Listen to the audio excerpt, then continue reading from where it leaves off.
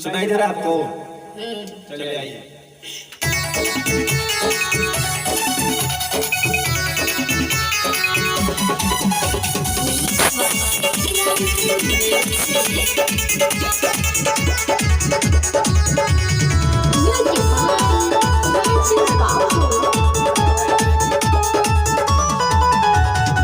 चैत में बढ़ गइल डीजल के भाव हो, मुहे पे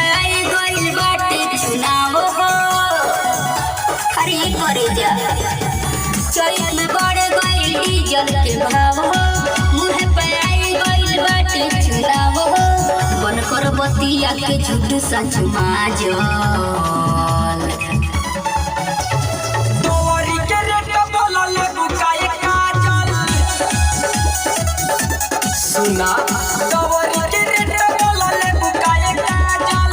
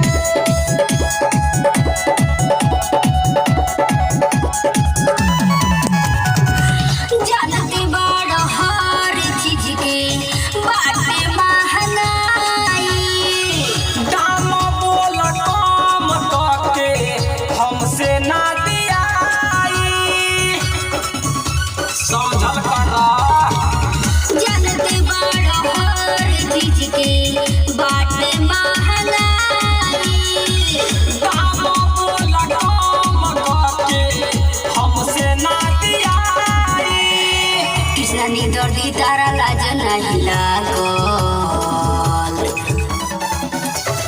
तोरी के रेट बोलल बुकाए काजल तोरी के रेट बोलल बुकाए काजल। आइए लोग आइए।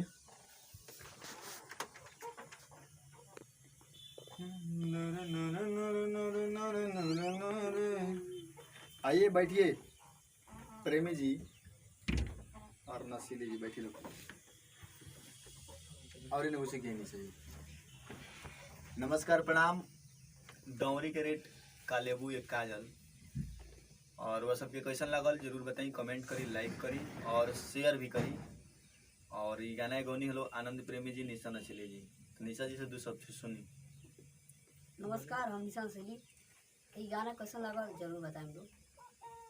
अच्छा लगल हो तो चैनल को सब्सक्राइब करम, लाइक करम और ज़्यादा से ज़्यादा शेयर करम और कमेंट में जरूर आ जाए कि गाना कैसा लगल। नमस्कार। प्रेमी जी रहुआ कुछ कही। नमस्कार प्रणाम, हम सिंगरान प्रेमी आप सब भोजपुरी भाई के गोड़ छो लगा था नहीं आ दौरी अथी चैत के गाना है कैसा लागल कमेंट में रह देव, ज़्यादा शेयर करब, लाइक करब और चैनल खातिर नाम है हमारे मन के चैनल के सब्सक्राइब करब। चलिए भैया फिर हमने क्या होता है अगला वीडियो में और हमने के सामने उपस्थित बनी राधा रागनी जी भी। राधा जी रहुआ कैसा लगल?